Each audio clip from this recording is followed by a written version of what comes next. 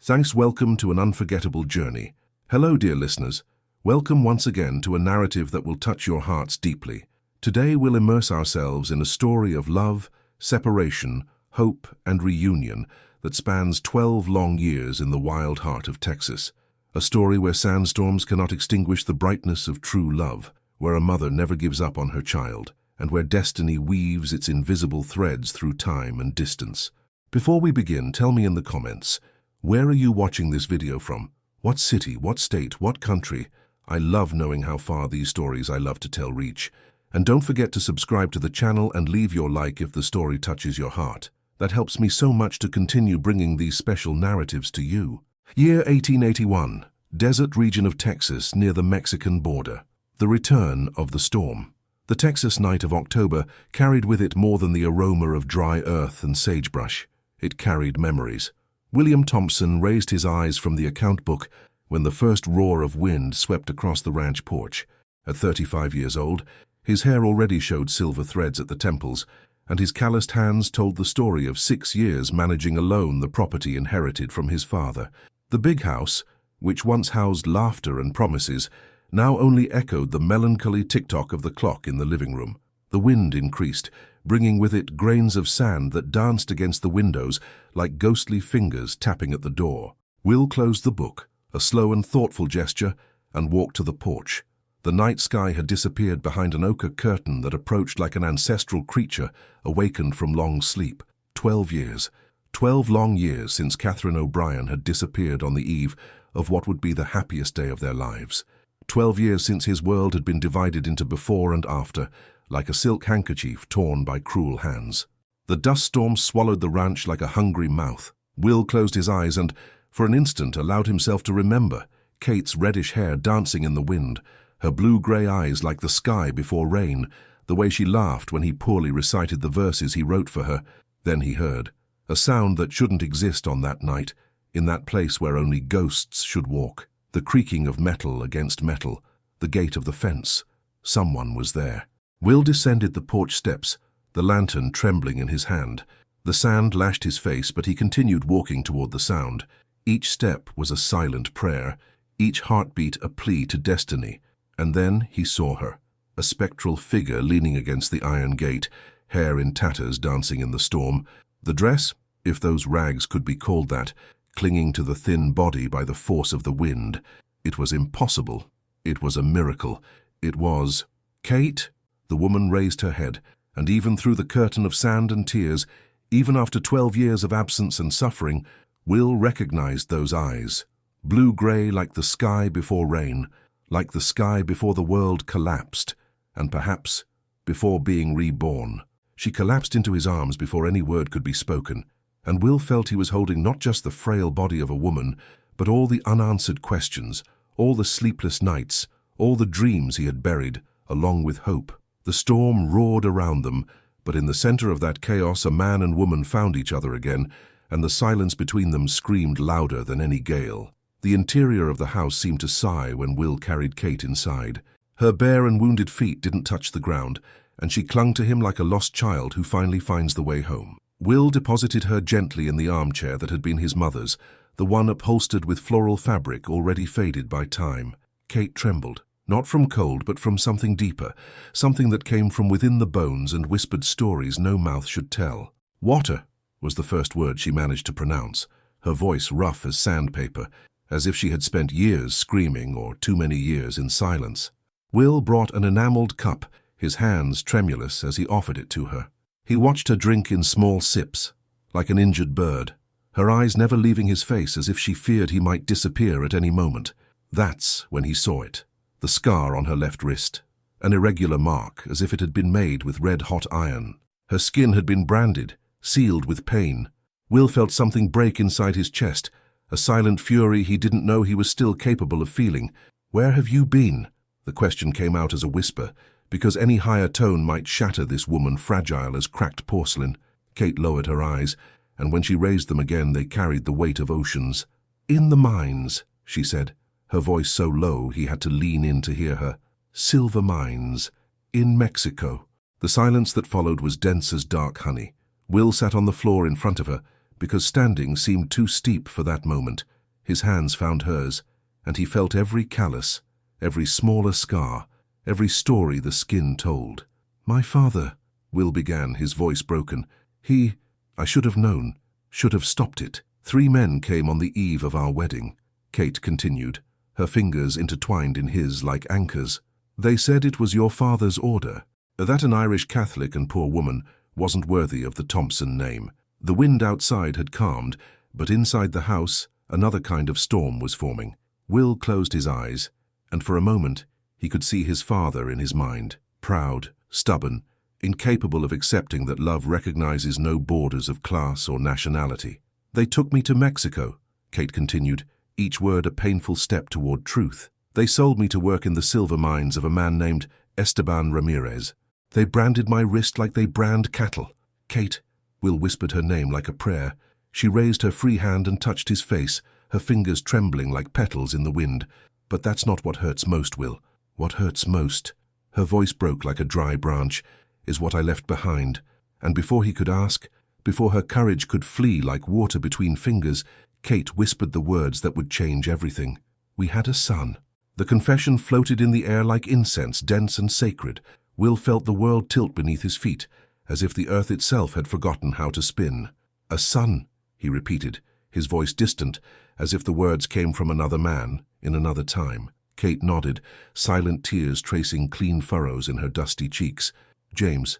I called him James, like your grandfather. He was born 8 months after they took me. Fair boy with green eyes like freshly polished emeralds, hair that promised to be golden like yours." Will stood up, walking to the window like a man in a trance. Outside, the storm had passed, leaving behind a world washed by dust and a sky speckled with timid stars. "Where is he now?" he asked, still with his back to her, because he knew she could read in his face all the whirlwind of emotions he couldn't name. "Ramirez sold him." Kate's voice was a thread of frayed silk. "When Jamie turned 6, a wealthy family from Santa Fe came. Spanish merchants. They wanted a son, and Ramirez needed money to expand the mines." Will turned slowly, and Kate saw in his eyes something that wasn't there before, an iron determination, like metal when forged in the most intense fire. "The family is called Mendoza," she continued, the words now pouring out in torrents as if a dam had burst. "They call him Antonio, but he's still our Jamie, Will, still our boy. You escaped." It was a statement, not a question. 6 years ago, on the night your father died." Kate smiled sadly, as if the universe knew it was time for me to come home. Will knelt again in front of her, taking her hands with a delicacy that contrasted with the firmness of his voice. "Then we're going to get him. Will, you don't understand. The Mendozas are powerful. They have money, influence, and Ramirez, he has men everywhere. If he finds out I've returned, then let them come," said Will, and there was in his voice something that hadn't been heard for 12 years, hope tempered with courage. "This is our family, Kate, our family." She studied his face for a long moment, looking for signs of the young man she had known, finding them mixed with the wisdom of a man who had learned to carry alone the weight of the world. "Jamie is 10 years old now," she whispered. 10 years, without knowing who he really is, without knowing he has parents who love him, without knowing there's a home waiting for him. "Then it's time for him to find out," said Will, sealing the promise with a kiss on her forehead, soft as a blessing. Outside, the rooster crowed, announcing dawn, and with it, the first real hope either of them had felt in more than a decade. But neither of them knew that miles away, 4 men on horseback galloped toward the Thompson ranch, following tracks that led to a woman who should have remained lost forever. Dawn painted Texas with tones of amber and coral, but the beauty of the aurora couldn't disguise the tension that floated in the air, like the heavy perfume of flowers before rain. Kate had slept for the first time in years without nightmares.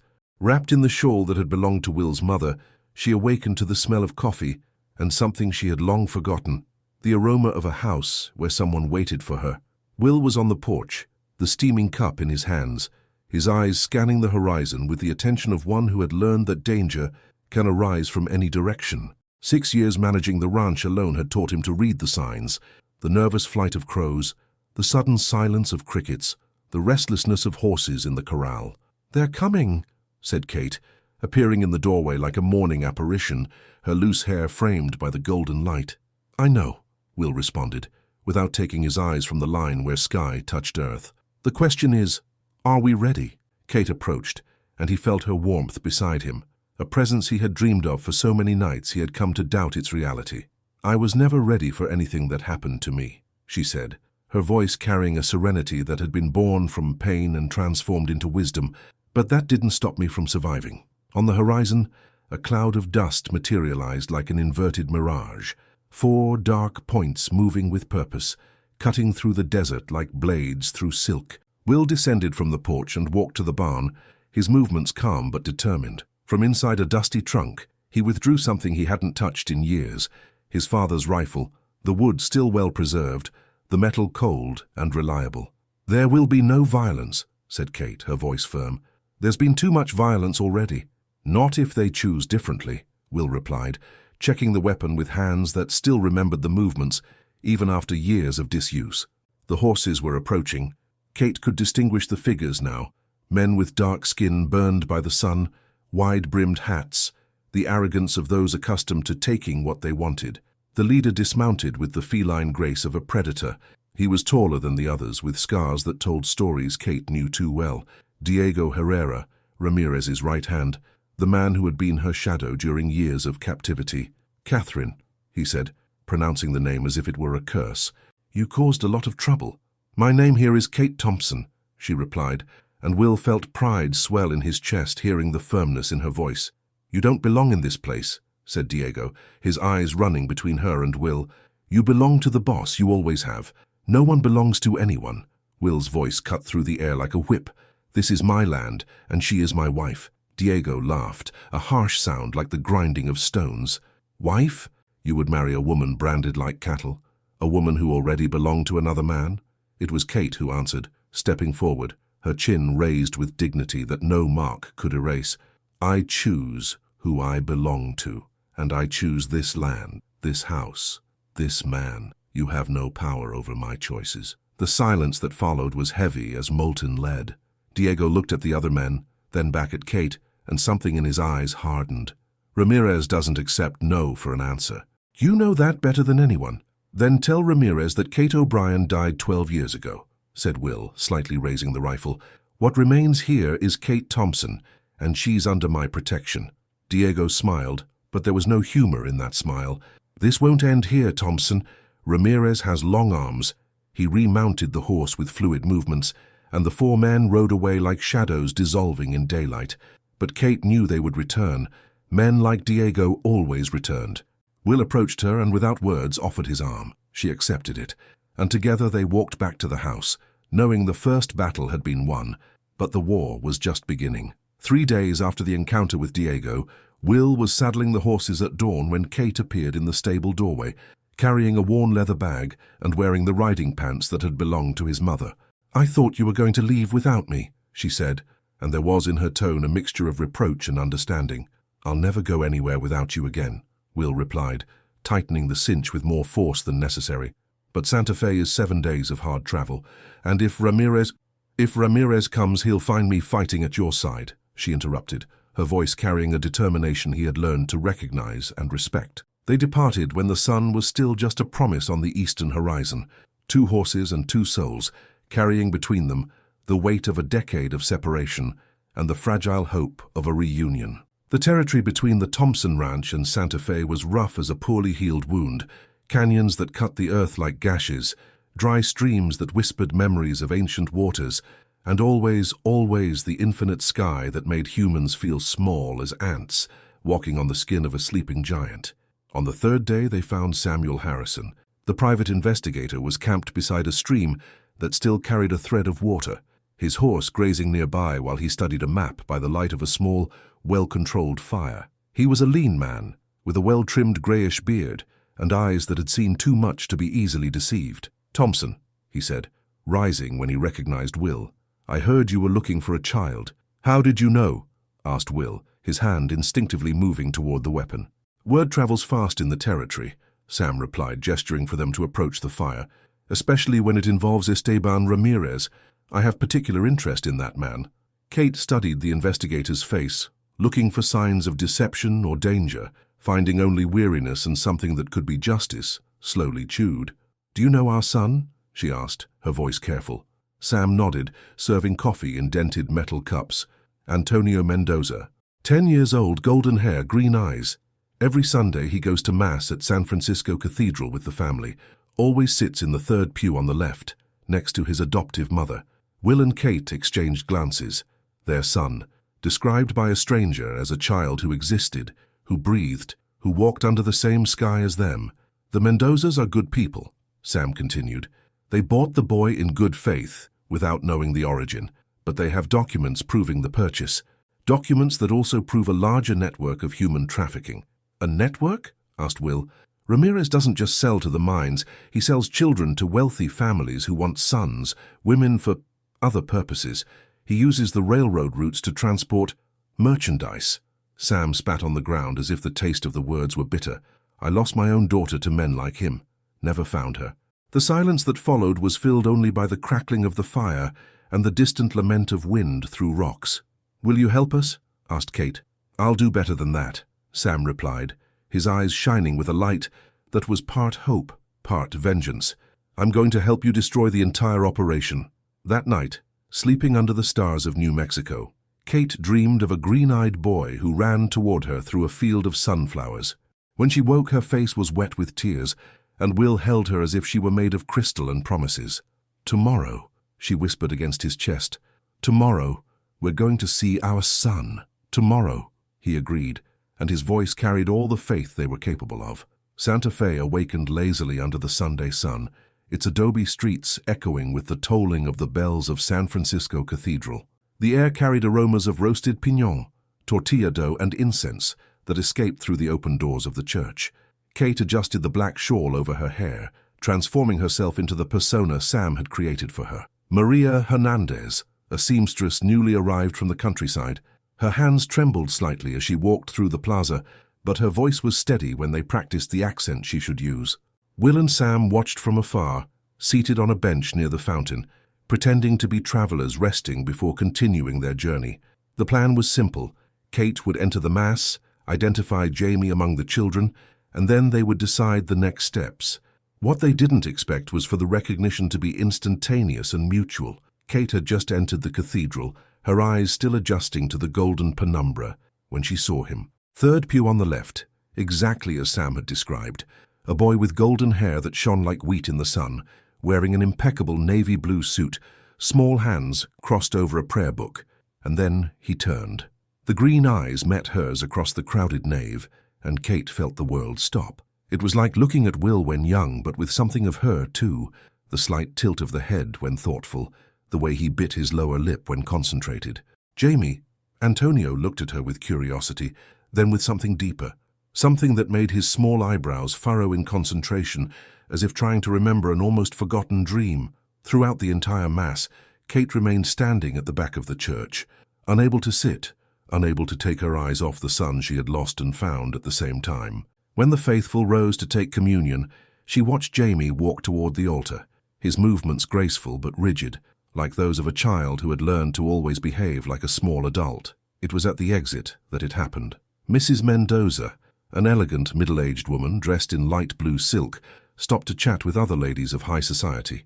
Jamie stayed beside her, patient but restless, his eyes wandering through the crowd. When he saw Kate again, this time in sunlight, something changed in his face.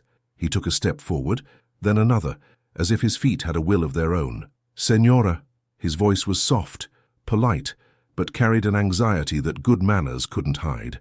Kate knelt to be at his height, her heart beating so hard she was sure everyone around could hear. "Hola, niño," she managed to say, her voice barely a whisper. Jamie studied her intensely, his head slightly tilted. Do you sing?" he asked in Spanish, the words coming out hesitant. "I sing," Kate replied, not understanding. "There was a song." He frowned, struggling with a memory that insisted on remaining vague. "A woman sang to me, a sad and beautiful song, in a language that wasn't Spanish." Kate felt tears burning her eyes. Without thinking, without caring who might hear, she began to sing softly, "Mostor Mokroi Mogragil," the Irish lullaby she had sung to him as a baby, the same one she whispered alone in the dark nights of the mines, the only thing Ramirez had never managed to take from her. Jamie stepped back, his eyes wide. I know that song," he whispered, and for the first time in years, He spoke in English, the words coming from somewhere deep and protected in his memory. "Antonio!" Mrs. Mendoza's voice cut through the moment like a blade. "Come here immediately." Kate rose, her heart breaking as she saw the fear and confusion in her son's face.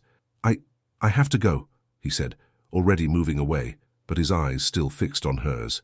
"I know," whispered Kate, "but I'm going to find you again. I promise." She watched as he ran back to the woman who had raised him, observed as Mrs. Mendoza gently scolded him for wandering off, saw when they entered an elegant carriage and disappeared among the adobe streets. When Will and Sam found her minutes later, Kate was standing in the same place, tears running silently down her cheeks. "It was him," she said unnecessarily. "I know," Will replied, wrapping her in his arms. "I saw it in your eyes. He has your eyes, Kate. He remembered the song," she whispered against his chest. "After all these years, he still remembers the song I used to sing." Sam watched the Mendoza family disappear in the distance, his mind already plotting plans. "Now we know where he is," he said. "The next question is, how are we going to get him back?" But Kate already knew the answer. She had learned in the mines that sometimes the only way out is through fire, and if it were necessary to burn the entire world to bring her son home, she would do it. The Mendoza mansion rose like an adobe castle among carefully planned gardens, its thick walls maintaining coolness even under the scorching sun of New Mexico. Kate watched from the shadow of a mesquite tree, dressed again as the seamstress Maria Hernandez, a basket of fabrics in her arms serving as disguise. 3 days had passed since the encounter at the cathedral, 3 days during which Sam had used his contacts to discover the family's routine, the servants' schedules, the moments of vulnerability of the elegant fortress where her son lived a life that wasn't his. "The party is tonight," Sam had explained that morning. "Baptism of Mrs. Mendoza's nephew. The house will be full of guests, servants distracted. If you can get in posing as a seamstress hired for last-minute alterations." "The safe is in Mr. Mendoza's study," Will completed. "Sam saw when he put some documents there yesterday. If we can prove the purchase was irregular." Kate had nodded, knowing it was risky, knowing that if they were discovered, Jamie would be lost forever, but also knowing they couldn't simply snatch a child from the only parents he knew without offering something in return, the truth. Now, standing in the gardens, Kate breathed deeply and walked toward the servants' entrance. "Señora Hernandez." The housekeeper, a plump woman with a kind face, waved to her. "Thank goodness you arrived. Mrs. Mendoza is a bundle of nerves with the preparations." Kate followed the woman through cool corridors decorated with colorful tiles and saints carved in wood. The interior of the house whispered discreet wealth: Persian rugs, polished dark wood furniture, family portraits in golden frames. It was in one of those portraits that she saw him again. "Jamie."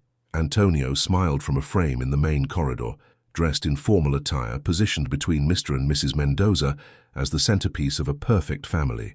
But Kate saw what others might miss: a slight tension in his green eyes, a smile that didn't quite reach the corners of his mouth. "He's a beautiful boy, isn't he?" said the housekeeper, following her gaze. "Don Carlos and Doña Isabella love him as if he were their own blood." "How long has he been in the family?" asked Kate, trying to keep her voice casual. 4 years now. He arrived still small, the poor thing. He barely spoke, just cried at night. But Doña Isabella was patient. Now look, a perfect little gentleman. Kate felt something tighten in her chest. 4 years of genuine love, 4 years of care she hadn't been able to offer. How could she take that from him? How could she not take it? "Maria!" Mrs. Mendoza's voice echoed through the corridor, saving her from her thoughts. "I need you to look at little Carmen's dress. The sleeves are too long." Kate spent the afternoon sewing, adjusting, listening to fragments of conversations that painted a picture of Jamie, Antonio, as a beloved but molded child, protected but controlled. It was when the sun began to set that she found her opportunity. Mr. Mendoza's study was on the 2nd floor, its glass doors opening onto a balcony that offered a view of the gardens. During the party, with music and laughter echoing from the main patio, Kate silently climbed the marble stairs. The safe was where Sam had said, behind a portrait of Catholic saints, its lock too simple for someone with the experience that years of captivity had given her. Inside she found what she was looking for: purchase documents, transaction records, and something more. Letters. Letters from Ramirez to various wealthy families in the territory, offering special services for those who wanted children or domestic help. A carefully organized network that used the expansion of railroads to transport people as if they were cattle. Kate photographed the documents with the small camera Sam had given her, her hands working quickly even as her heart raced. Each paper was a stolen life, a shattered family, a lost child. It was when she heard footsteps in the corridor. Quickly, she put everything back, closed the safe, repositioned the portrait. When the door opened, she was adjusting the curtains, pretending to check how they fell. "What are you doing here?" Kate turned to find Jamie standing in the doorway, still dressed in his party suit, but with his tie loosened and hair slightly disheveled. "Hello, child," she said softly. "Your mother asked me to check the curtains in this room." He studied her with those penetrating green eyes, and Kate had the disconcerting feeling that she was being judged by an intelligence too old for a 10-year-old body. "You're the woman from the church," he said finally, not as an accusation, but as recognition. "I am. You sang that song, the song I dream about sometimes." Kate knelt again, as she had done at the cathedral. "Antonio, may I tell you a secret?" He nodded, moving slightly closer. "That song, it means my treasure, my heart, my bright love. It's a song that mothers sing to their babies. It's an Irish song." "Irish?" His eyes widened. "How do you know that?" "Because," said Kate, her voice breaking slightly, "because I used to sing it to a little boy long ago, a little boy who had exactly your green eyes." Jamie became very quiet, processing her words with a seriousness that broke her heart. "What happened to that boy?" he asked finally. "Bad men took him away from his mother, but the mother never stopped looking, never stopped loving, and never stopped singing that song, even when she was alone and afraid." Tears began to form in Jamie's eyes, and he took a step closer. "That mother? Is she still looking?"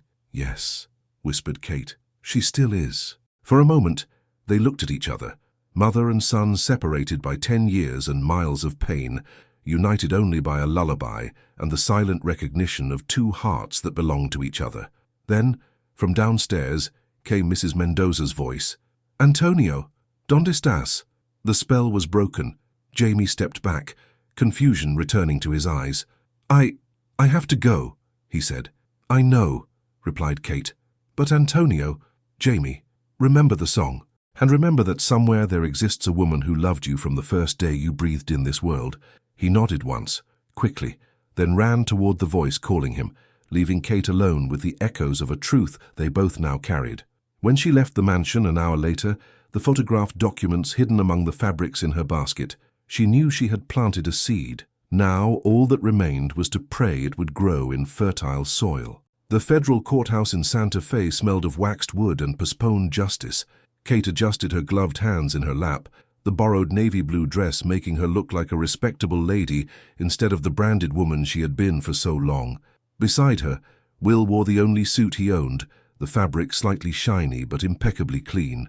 Sam sat right behind them, his evidence organized in folders that could destroy an entire network or free a child, perhaps both. On the other side of the aisle, the Mendoza family waited with their expensive lawyers, faces tense but dignified. Mrs. Mendoza held a lace handkerchief, her knuckles white from pressure. Mr. Mendoza stared straight ahead, his jaw rigid with wounded pride. And between them, Jamie, Antonio, dressed like a small adult, his green eyes jumping nervously between the families disputing his custody, not fully understanding why he was the center of a storm he hadn't created. The Honorable Marcus Fitzgerald entered with the solemnity that years in the magistracy had taught, his white hair and erect posture telling stories of decisions that changed lives. He had been a Union soldier during the Civil War, a detail Sam had discovered, and that could work in their favor, if they managed to prove Jamie had been stolen as part of a criminal operation. "This court," began the judge, his voice echoing in the silent room, "has convened today to determine custody of the child known as Antonio Carlos Mendoza, born James O'Brien Thompson. The evidence presented suggests significant irregularities in his adoption." The Mendoza lawyer stood first, a corpulent man with a waxed mustache who gestured dramatically as he spoke. "Your Honor, my clients acted in good faith. They purchased an orphaned child through channels they believed legitimate. For 4 years, they offered love, education, and every advantage a child could desire. Separating Antonio from his family would be cruel and unnecessary." Kate felt Will tense beside her when the lawyer used the word purchased, as if Jamie were merchandise instead of a child. Then it was their lawyer's turn, a young idealist named Robert Chen, son of Chinese immigrants who personally understood the weight of prejudice and injustice. "Your Honor," said Chen, approaching the bench, "what we have here is not a legitimate adoption, but the final result of a kidnapping and human trafficking operation. James Thompson was torn from his biological parents on the eve of their wedding. His mother was sold to work in mines, and the child was subsequently sold as if he were property." Chen opened a folder and withdrew the photographs Kate had taken of the documents. This evidence shows an organized trafficking network, extending from Mexican mines to the homes of the territory's most respected families.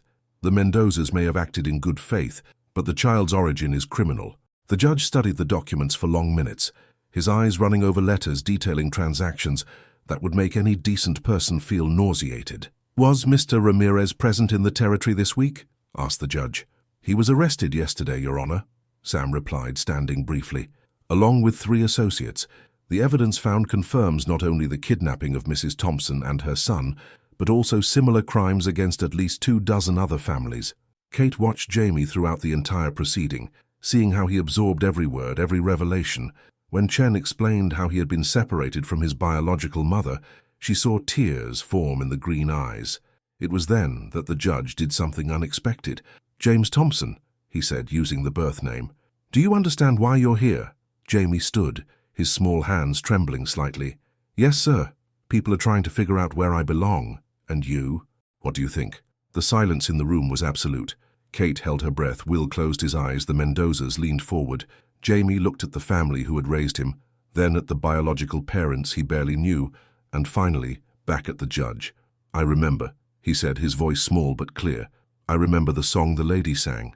I dream about it sometimes, and when I wake up, I feel sad without knowing why." He paused, swallowing hard. "I love my parents. I mean the Mendozas. They took care of me. But," his voice broke slightly, "but I think I always knew there was something more, something that was missing." Mrs. Mendoza sobbed silently, and Kate felt her own heart break, seeing the pain of the woman who had loved her son when she couldn't.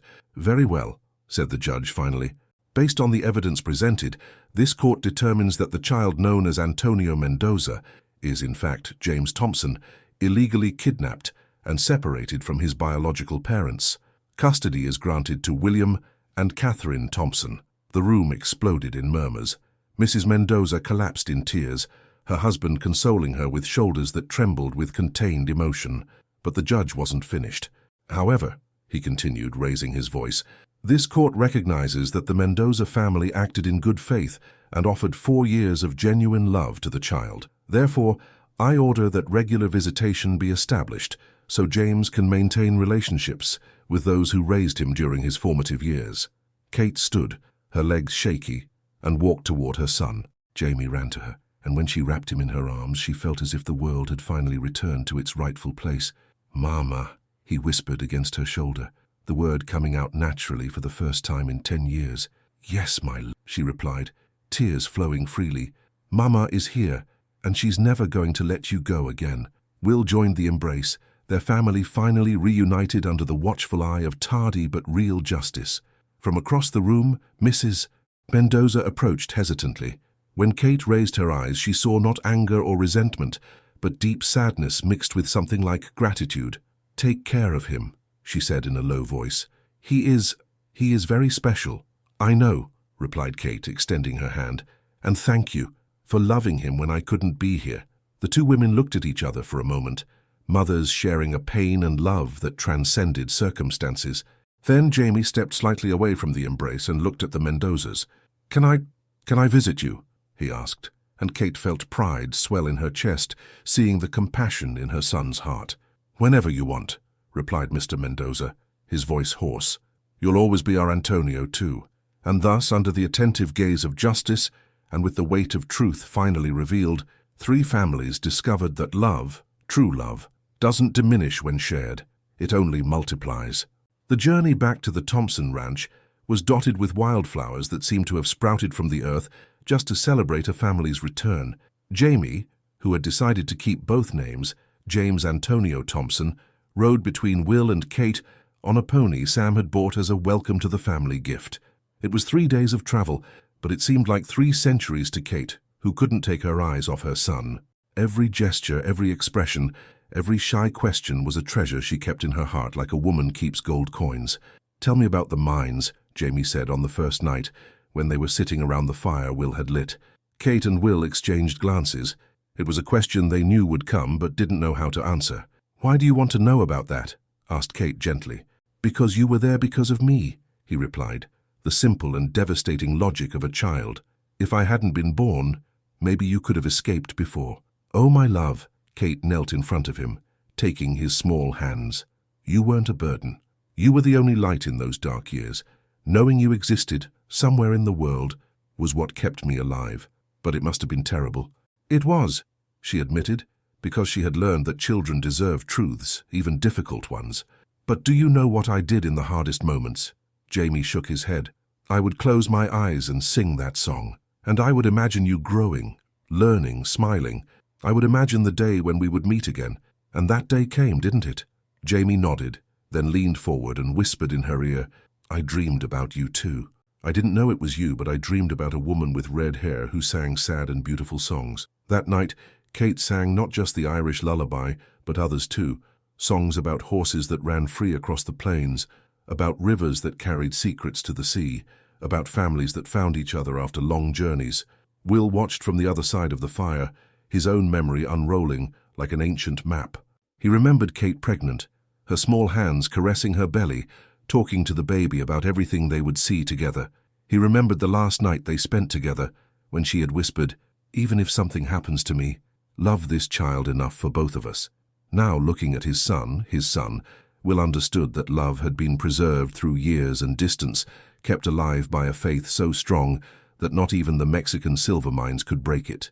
On the second day, they encountered a family of settlers with a broken wagon wheel. Without hesitation, Will dismounted to help, Jamie at his side, watching how his father used tools and strength to solve the problem. "Do you always help strangers?" asked Jamie as they worked. "Whenever I can," replied Will, passing him a wrench. "In the West, we're all neighbors, even if we live miles apart." "Why?" "Because one day you might be the one who needs help. And because—" Will paused, searching for the right words. "Because when we lose someone we love, we learn that every person is precious, that every family matters." Jamie absorbed this in silence, his small hands working alongside the large ones, learning that strength wasn't just about muscles but about character. On the third night, they were just hours from the ranch, when Jamie asked the question that terrified Kate. "Are you going to send me away if I can't adapt?"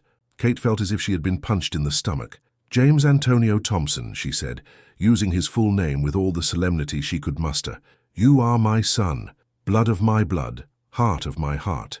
There is nothing you could do or not do that would make me send you away." "But what if I miss the Mendozas?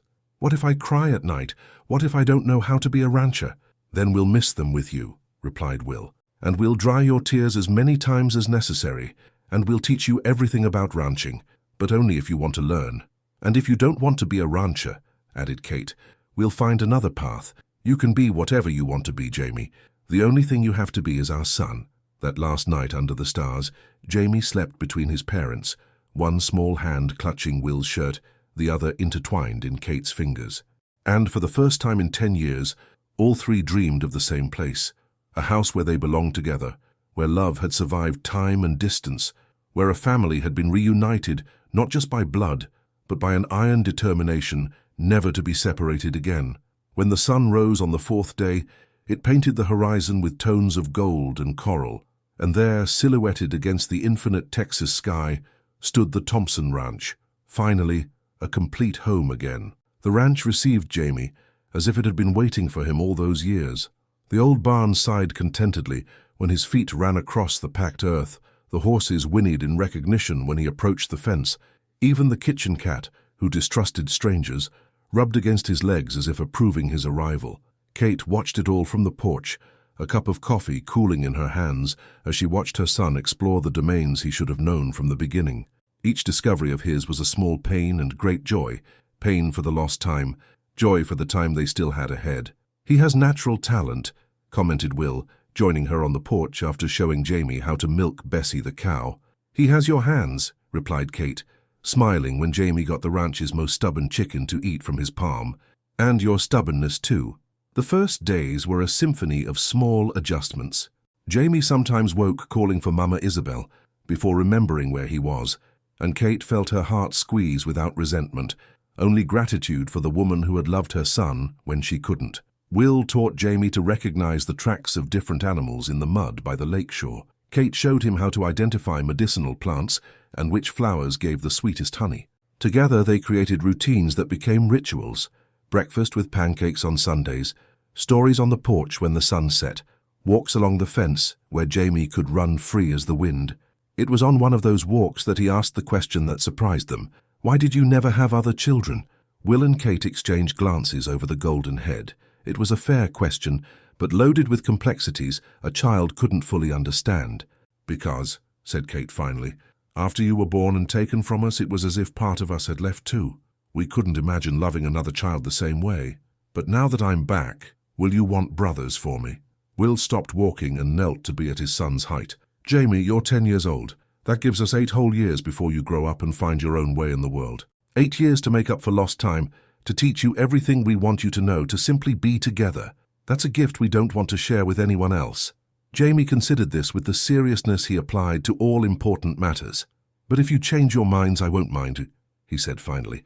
"I learned at the Mendoza house that love doesn't diminish when it's divided." Kate felt tears burn her eyes.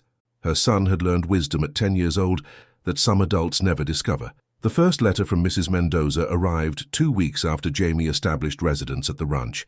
She wrote in Spanish, with a delicate handwriting that Kate had to ask the town priest to help translate. "Dear Catherine, I hope this finds you and your family in good health.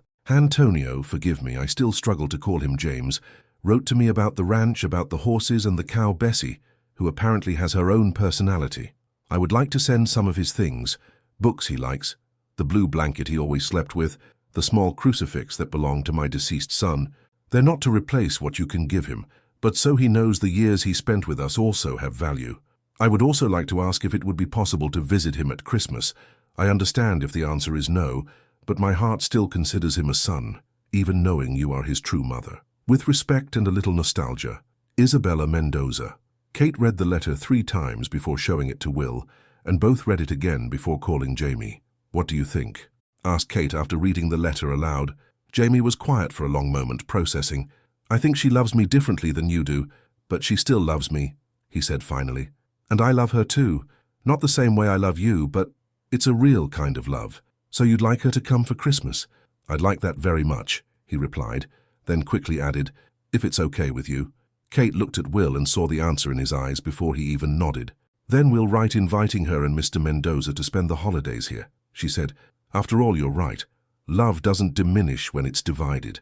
That night, while Jamie wrote his own letter to Mama Isabel, telling her about how he'd learned to ride properly and how the ranch cat had finally accepted sharing the barn with him, Kate and Will sat on the porch watching the stars. "Do you regret it?" Will asked suddenly. "All the suffering, all the pain, all the lost time?" Kate considered the question seriously before answering. "I regret the pain Jamie suffered. I regret the years you spent alone. But to regret everything would be to regret the man our son became, the strength he developed, the capacity for love the Mendozas taught him, and I could never lament that."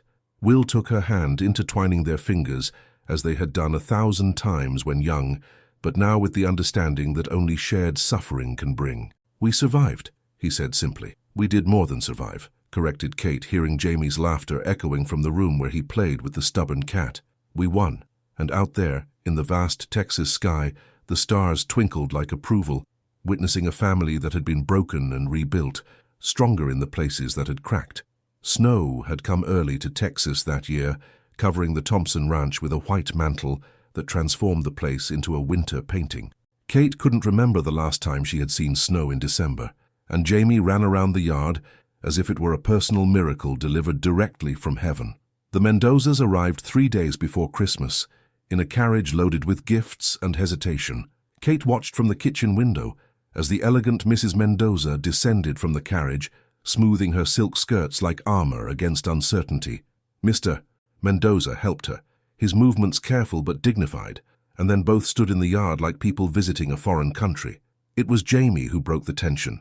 He burst from the house like a hurricane of joy, shouting, "Mama Isabel, Papa Carlos!" with happiness so pure it melted any stiffness that might exist in the moment. Kate emerged from the kitchen, drying her hands on her apron, and Will appeared from the barn, removing his hat in instinctive courtesy. For a moment, the two families looked at each other over the head of the boy who connected them, and Kate saw in the Mendoza's faces the same mixture of love and pain she herself carried. "Welcome to our home," she said finally, and the word "our" clearly included Jamie in the ownership. "Thank you for having us," replied Mrs. Mendoza, her voice carrying an accent that made every word musical. It's very kind of you, Mr. Mendoza approached Will, extending his hand in a formal gesture that gradually transformed into something warmer. "Mr. Thompson, thank you for accepting our visit. Thank you for taking care of our son when we couldn't," replied Will, and there was such sincerity in his voice that Mr. Mendoza's eyes moistened slightly. The first moments were delicate as fine glass. Mrs. Mendoza admired the curtains Kate had sewn for the living room, commenting on the quality of the stitches with the trained eye of someone who knew fine fabrics.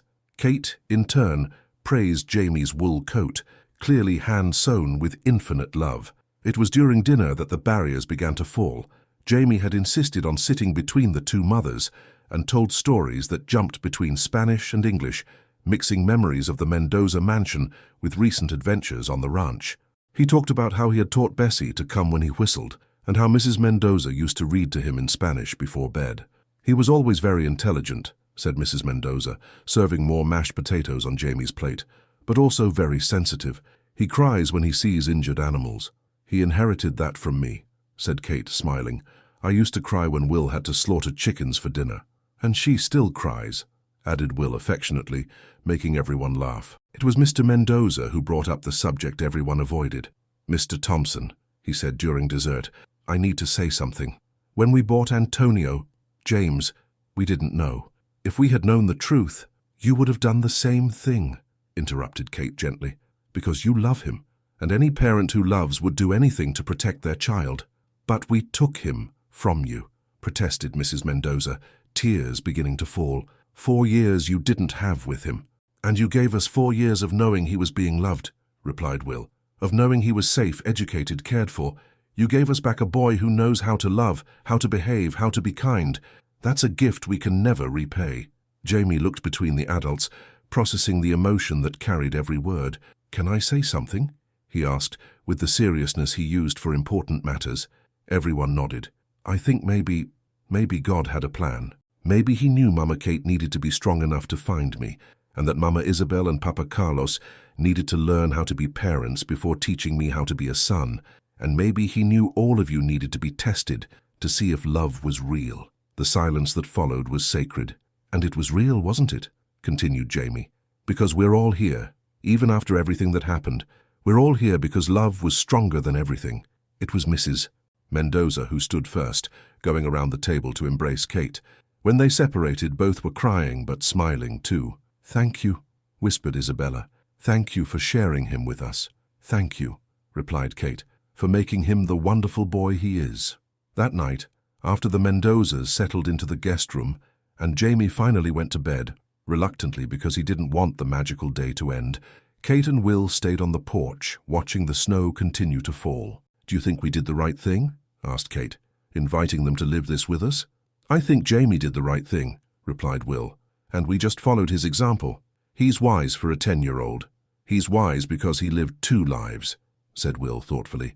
The life that was taken from him and the life they gave him, and somehow he found a way to honor both. Kate leaned against her husband's chest, hearing the steady heartbeat she had lost and found again.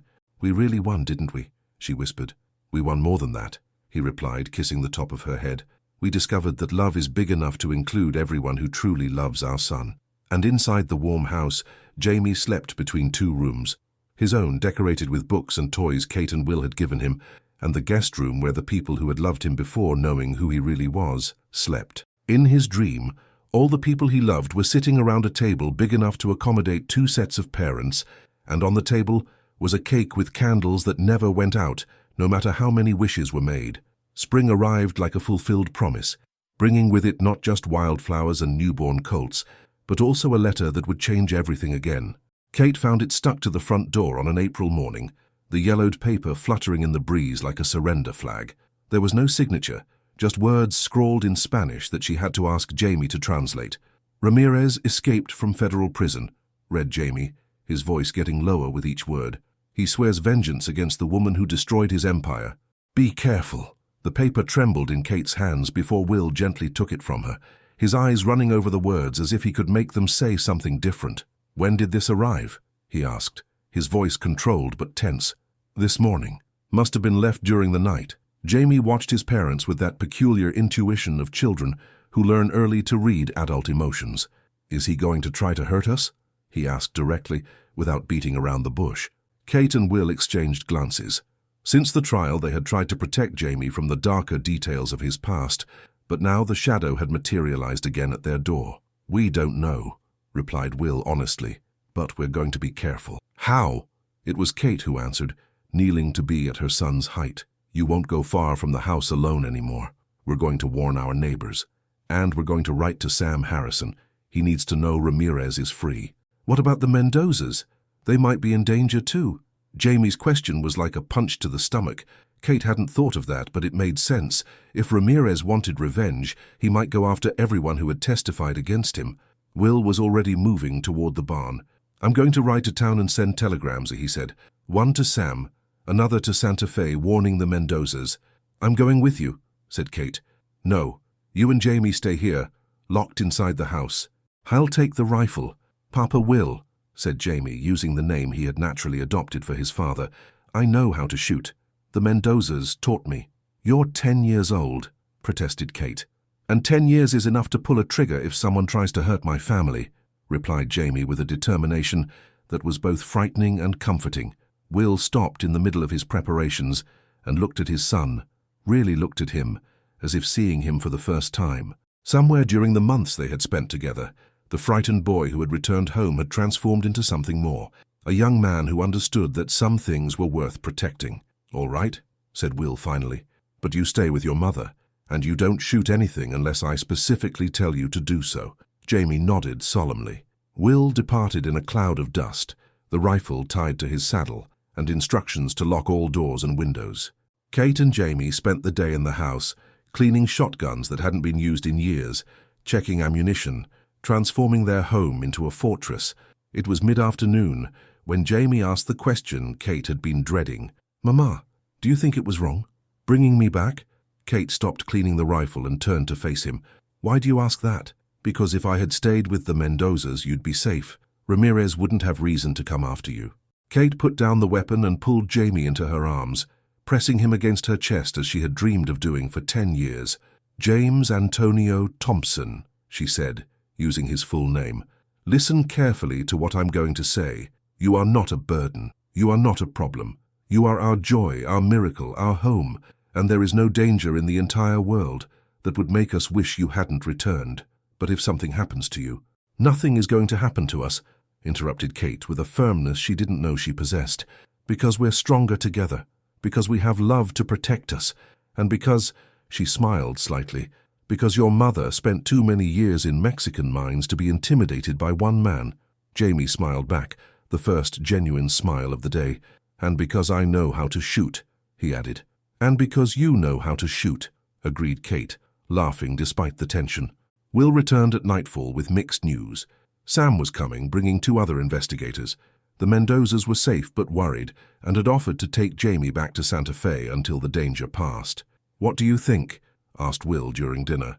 "I think I want to stay with you," replied Jamie immediately.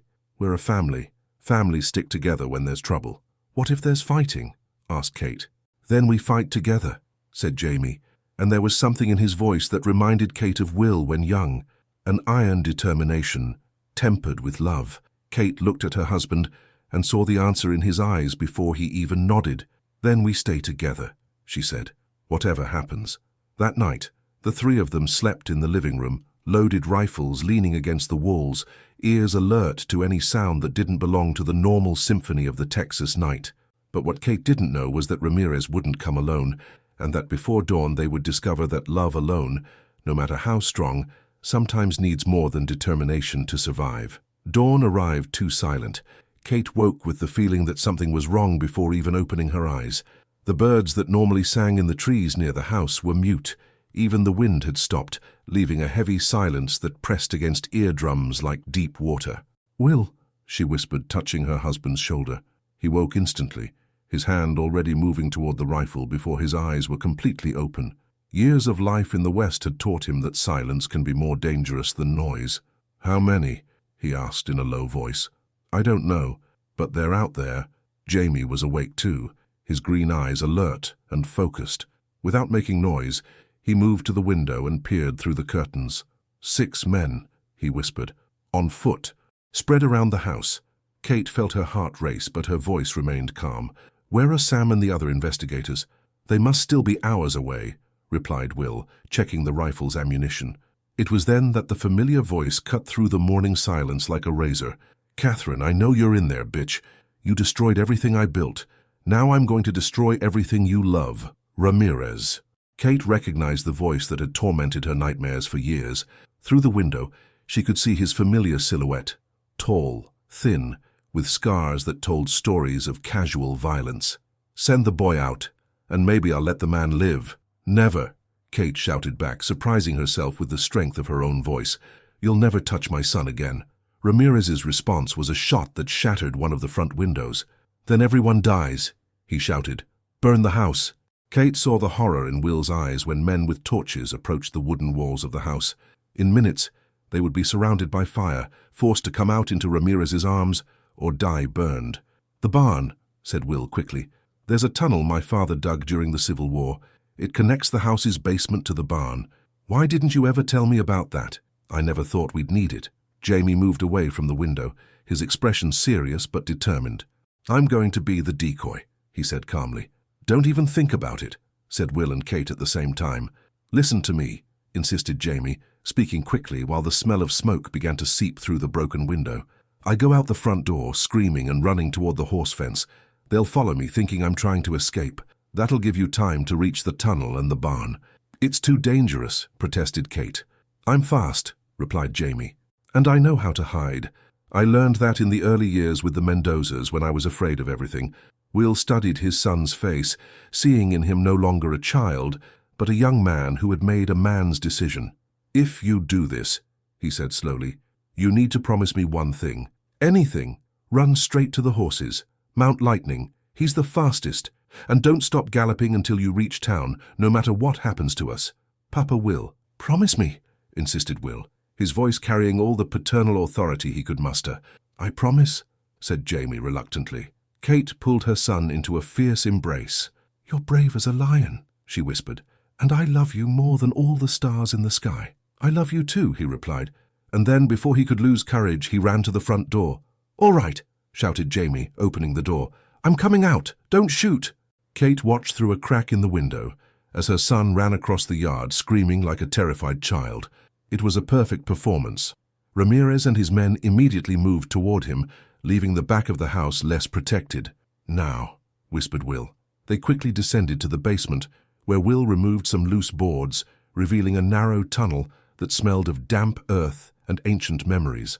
They crawled through the darkness, Kate biting her lips to keep from screaming when she heard gunshots echoing from the yard. They emerged in the barn, where Will immediately climbed the hay pile to get a better view of the situation.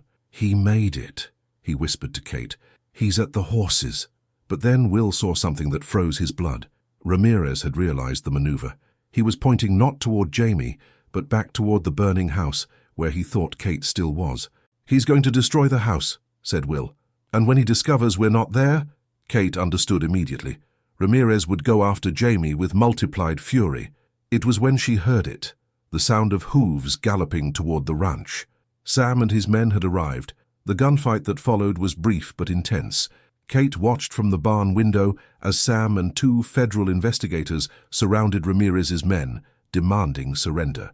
Ramirez, however, had one last card to play. Instead of surrendering, he mounted one of the horses and galloped toward the fence where Jamie was trying to mount Lightning. The child was his ticket out, his guarantee that he would manage to escape again. Kate didn't think, didn't plan. She simply grabbed Will's rifle and ran.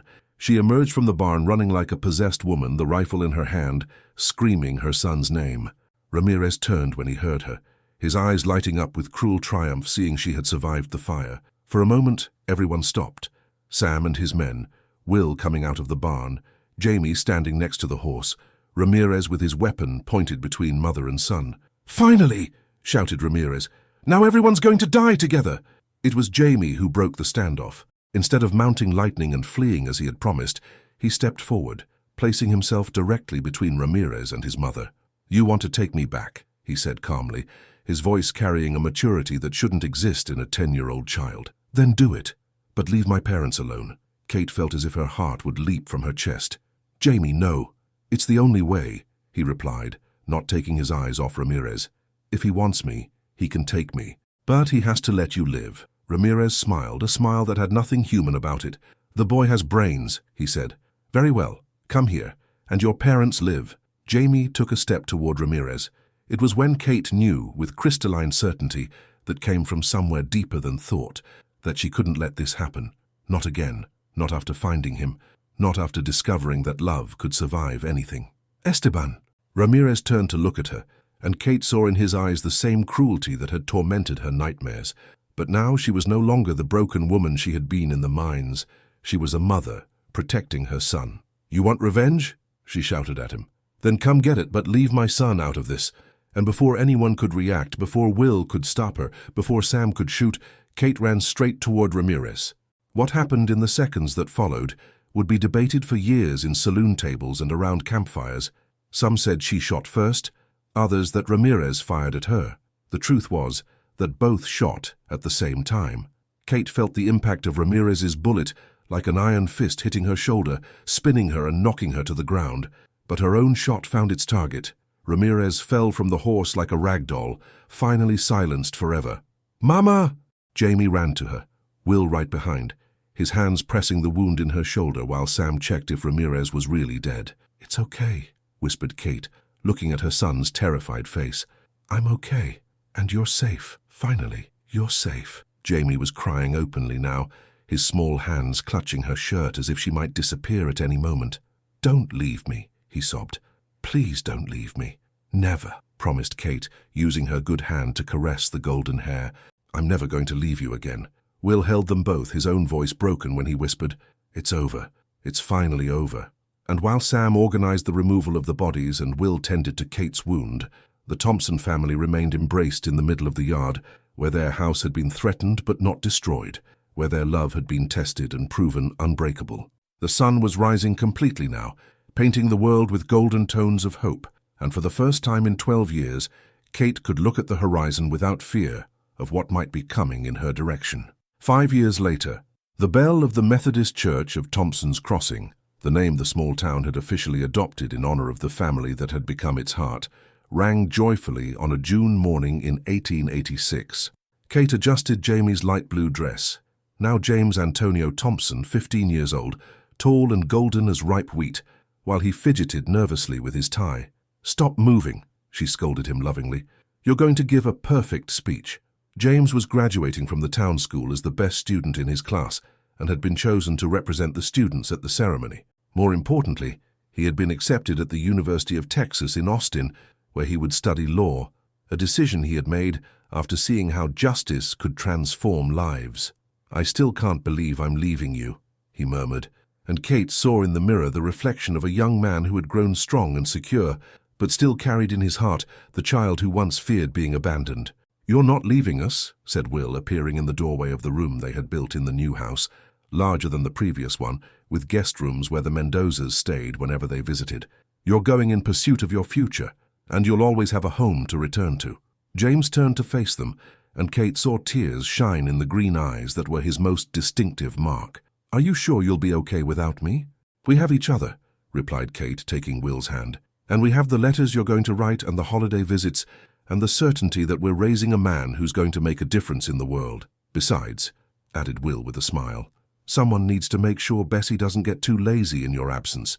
She's getting sluggish." James laughed, the cheerful and carefree sound that had become constant music in the Thompson house. They went down to the kitchen, where Mrs. Mendoza was preparing the special cookies James loved, and where Mr. Mendoza was reading the San Antonio newspaper aloud, commenting on political news that sometimes still mentioned the trial that had destroyed Ramirez's trafficking network. "Listo, mijo?"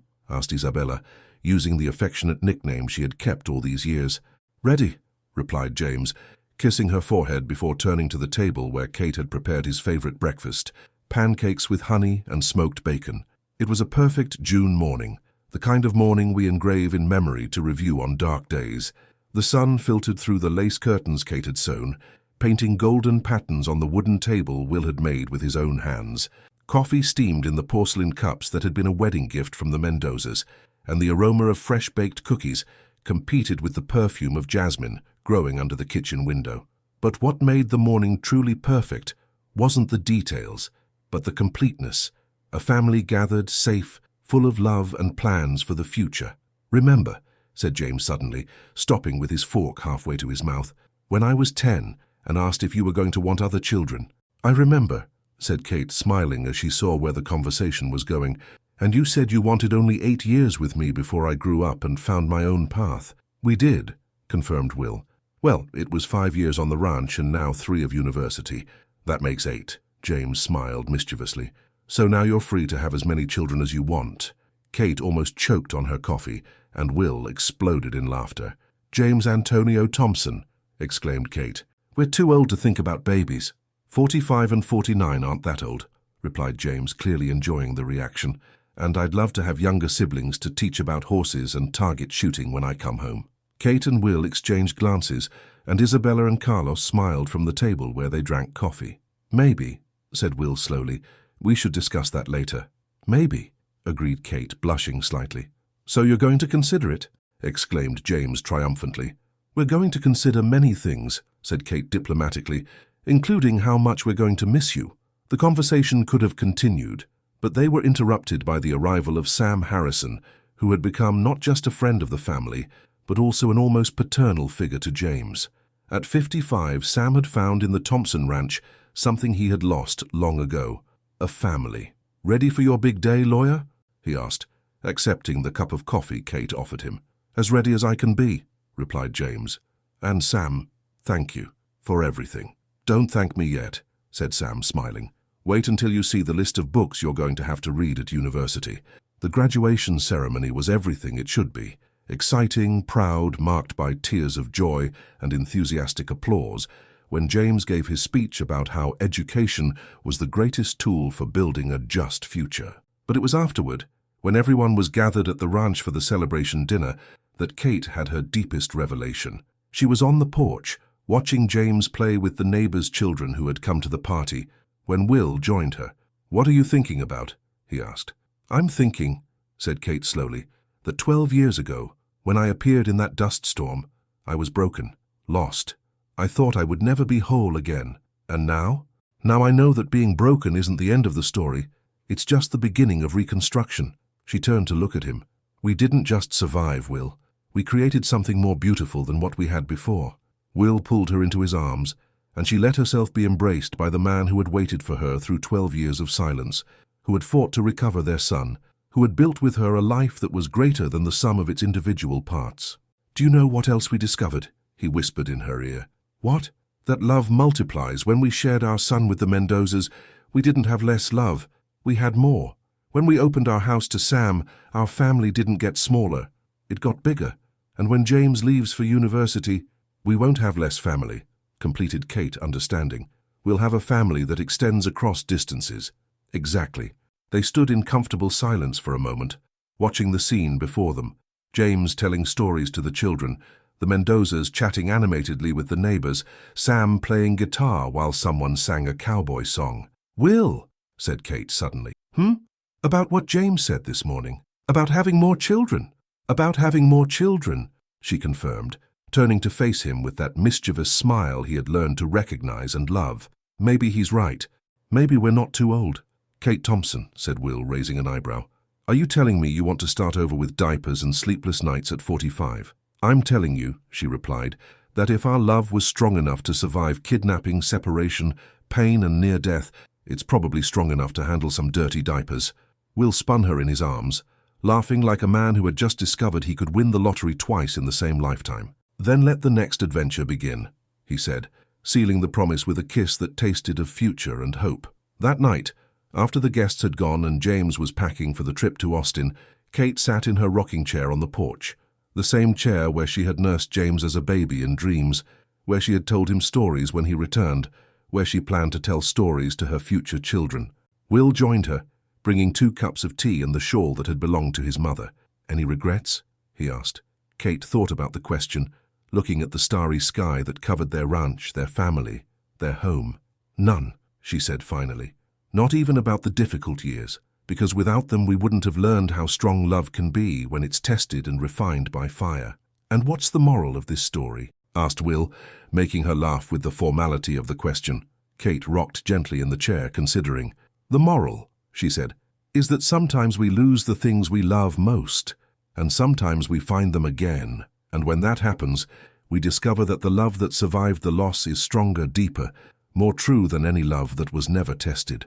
And that families," added Will, "can be created not just by blood, but by choice. By the determination to stay together, no matter what happens. By refusing to give up," agreed Kate. They rocked in comfortable silence, listening to the sounds of the Texas night, crickets singing, horses moving softly in the corral, the wind whispering through the wheat fields Will had planted, and Kate had helped harvest. Inside the house, James finished packing, preparing for the next chapter of his life. In a few years, maybe he would return with a wife, maybe with children of his own. Maybe he would become the lawyer he dreamed of being, fighting for the rights of people who, like his family, had been separated by cruelty and reunited by perseverance. And maybe, thought Kate, gently touching her abdomen, in 9 months there would again be the sound of a baby crying at the Thompson Ranch, a new chapter in a story that had begun with loss and transformed into triumph. "Do you know what the best part is?" she said suddenly. "What?" "We have the rest of our lives to discover what comes next." Will took her hand, intertwining their fingers as they had done 1,000 times before, as they would do 1,000 times more. "Then let's discover it together," he said. And under the Texas stars, on a ranch where love had conquered distance and time, a family rocked gently on a porch, finally complete, ready for whatever adventure the future might bring. Because they had learned the most important truth of all, that home isn't a place where you're born, but where you choose to be, and that true love isn't something you have, but something you do every day, with every choice, until it becomes so strong that not even the most violent winds can break it.